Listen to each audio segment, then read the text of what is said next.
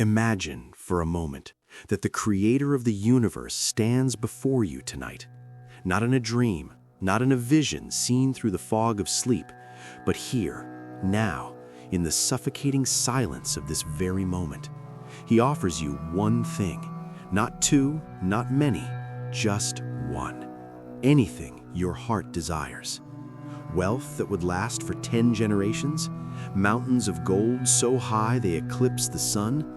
Power to crush every enemy who ever whispered your name in contempt.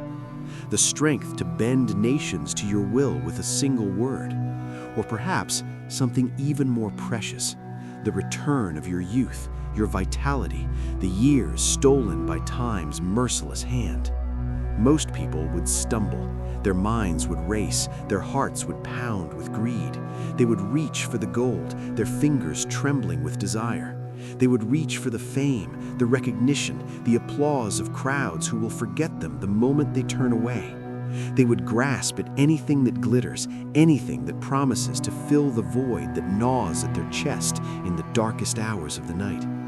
But nearly 3,000 years ago, in a world far more brutal than ours, a young king named Solomon stood at this very crossroad. He was surrounded by enemies who sharpened their blades in the shadows. He was burdened by a crown so heavy it threatened to crush his skull, a crown he didn't know how to wear. And he was haunted, yes, haunted by the towering shadow of his father, David, the warrior king, the slayer of giants, the man who danced before God and killed with the same hands. What Solomon asked for in that moment changed the course of history, and what he learned in the process, through decades of triumph and tragedy, is the secret to finding peace in your life today, no matter how much chaos surrounds you, no matter how many storms rage at your door. Tonight, we uncover the forgotten wisdom of the man who had everything the world could offer, but realized that without one specific thing, one singular treasure, he had nothing at all. Nothing but dust and shadows and the bitter taste of emptiness. Solomon was not born into a world of peace. He was born into a world of blood and betrayal, of palace conspiracies and midnight assassinations. His very existence was controversial, the product of a forbidden union, a relationship born from his father's darkest sin. The ghost of Bathsheba's first husband haunted the halls of his childhood. The memory of murdered brothers lingered in every corner. When Solomon took the throne, he was young, perhaps even terrified. Some scholars believe he was barely 20 years old, just a boy playing at being king. He looked at the vast kingdom before him, stretching from Egypt to the Euphrates, and felt like a small child lost in a storm, drowning in responsibilities he never asked for. The weight of expectation pressed down on him like a physical force. The elders watched him with skeptical eyes. His enemies circled like wolves waiting for the young lamb to stumble. And in the depth of his soul, Solomon knew a terrible truth. He was unprepared, utterly, completely unprepared. In the silence of the night at Gibeon, a high place where sacrifices were made, where the veil between heaven and earth grew thin, God appeared to him, not in thunder or earthquake, but in the intimate quiet where truth dwells. This was the moment, the ultimate test, the offer that would define everything that followed. And Solomon's response was not the response of a king drunk on new power. It was not the response of a young man eager to prove himself to a doubting world. It was the response of a soul seeking truth in a universe of lies. He said, "I am but a little child. I do not know how to go out or come in. Give your servant, therefore, an understanding mind to govern your people, that I may discern between good and evil." An understanding mind. In the original Hebrew texts, the phrase is even more profound. Lev Shomea, a listening heart. Not a heart that speaks, but a heart that hears. Not a heart that commands, but a heart that understands. He didn't ask for the power to change his circumstances. He asked for the wisdom to navigate them with grace. He didn't beg for easier battles. He requested the strength to face the battles already before him. This subtle shift, This seemingly small distinction contains the entire secret of the examined life.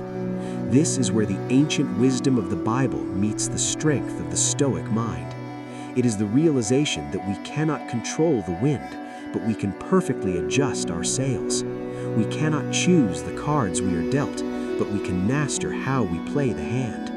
The external world will always remain, to some degree, beyond our grasp, but the internal world, the landscape of the mind, the territory of the soul, this is where our true kingdom lies. Marcus Aurelius, the Roman emperor and Stoic philosopher, would echo this truth centuries later. You have power over your mind, not outside events. Realize this, and you will find strength. Solomon understood this in his bones, and God was pleased. So pleased, in fact, that he gave Solomon not only the wisdom he requested, but also the riches and honor he did not ask for. Because wisdom, true wisdom, naturally attracts all other good things. It is the root from which all other virtues grow. For a person who has lived 5, 6, or 7 decades on this earth, these words resonate with a frequency that younger souls cannot hear yet. You have seen empires fall. You have watched certainties crumble into dust. You have witnessed fashions change, technologies rise and fall, and friends depart into that country from which no traveler returns. You have felt the weight of disillusionment. You have tasted the bitterness of betrayal. You have known what it means to build something with your own hands, only to watch it collapse. You have loved and lost. You have hoped and been disappointed. You have climbed mountains only to discover they led nowhere. And in the accumulation of all these experiences, you have learned what the young cannot know, that the external world is fundamentally unstable, that security is an illusion that we tell ourselves to sleep at night, that permanence is a lie we tell ourselves to sleep at night. Solomon's secret was knowing that true protection doesn't come from a thick wall or a full bank account. It doesn't come from a prestigious position or a famous name. It doesn't come from stockpiling resources or surrounding yourself with yes men who tell you what you want to hear. True protection comes from the ability to remain calm when the world is screaming. It comes from the capacity to see clearly when everyone else is blind with panic. It comes from the wisdom to distinguish between what matters and what merely seems to matter. Solomon observed in his great book of Ecclesiastes that there is a time for everything under heaven, a time to be born and a time to die, a time to plant and a time to uproot, a time to weep and a time to laugh, a time to mourn and a time to dance, a time to scatter stones and a time to gather them, a time to embrace and a time to refrain, a time to search and a time to give up, a time to keep and a time to throw away. If you were watching this, perhaps you are in a season of letting go. Perhaps you are releasing old versions of yourself that no longer serve you. Perhaps you are saying goodbye to dreams that were never truly yours. Perhaps you are finally allowing yourself to grieve what you lost years ago but never properly mourned. Wisdom is knowing that this season is just as sacred as the season of harvest, that winter is not the enemy of spring, but its necessary precursor, that death and rebirth are not opposites, but partners in an eternal dance. In an age of noise and digital deception, where everyone shouts their opinions into the void, where outrage is currency and attention is the new gold, Solomon's wisdom teaches us to stop reacting and start observing, to listen more than we speak, to watch more than we perform, to think before we act. The world wants you to be fast. Wisdom teaches you to be deliberate. The world wants you to be loud. Wisdom teaches you to be precise. The world wants you to accumulate. Wisdom teaches you to discern. You may not wear a crown of gold. You may not sit on a throne of ivory. You may not command armies or write laws that govern nations, but you carry the weight of your own history, and that weight is no less significant. You have your own battles, battles fought in the quiet of your mind, in the privacy of your heart. You have your own losses that no one else can fully comprehend. You have your own fears about the future, about aging, about irrelevance, about the approaching darkness that waits for us all. But remember this, and remember it well. The same wisdom that guided Solomon through the complexities of ruling a kingdom is available to you right now in this moment as you sit in the glow of this screen. It doesn't require a miracle. It doesn't require a supernatural vision or a burning bush. It requires a choice, a single choice repeated every day, every hour, every moment. The choice to stop asking for more and start asking for clarity. The choice to stop grasping at external solutions and start cultivating internal strength. The choice to realize that your peace is a fortress that no enemy can scale, provided you guard the gates of your mind with vigilance. Think about what Solomon had at the height of his power. 700 wives and 300 concubines, 1,400 chariots and 12,000 horses, fleets of ships bringing gold from Ophir, palaces that took decades to build, gardens that were the envy of the ancient world, a temple so magnificent that people traveled months just to glimpse its glory. Yet, at the end of his life, after all the accumulation, after all the experiences, after all the wisdom and folly, his message was devastatingly simple. Fear God and keep his commandments, for this is the whole duty of man. In other words, find your moral compass and never let it go. Find the principles that transcend culture and fashion and personal preference. Find what is true and good and beautiful and orient your entire life around it.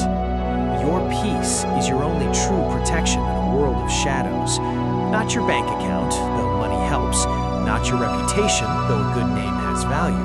Not your physical strength, though health is a blessing. Your peace, the deep, unshakable peace that comes from living in alignment with truth, this is the fortress that cannot be breached. If you are seeking this kind of peace, know that you are not alone on this journey. We are all travelers looking for the light of truth in a world that often feels cold and confusing. We are all Solomon in our own way, standing before the question, what do you truly want? Subscribe to our channel and let us walk this path of ancient wisdom together. Let us explore the forgotten teachings that modern life has buried under noise and distraction. Let us remember what the ancients knew, what our souls have always known, but our minds have forgotten. Leave a comment below with the word wisdom if you stayed until the very end. It tells me that you are one of the few who still seeks the truth, who still values depth over speed, substance over sensation. It tells me that these words found a home in your heart, that they resonated with something deep inside you that the world has not yet managed to kill. May your days be filled with clarity, and may your heart find its rest. Until next time, walk in wisdom, and remember, in a world that offers you everything, choose understanding. Choose the listening heart. Choose the path that Solomon chose. And you will find that you already possess everything you truly need.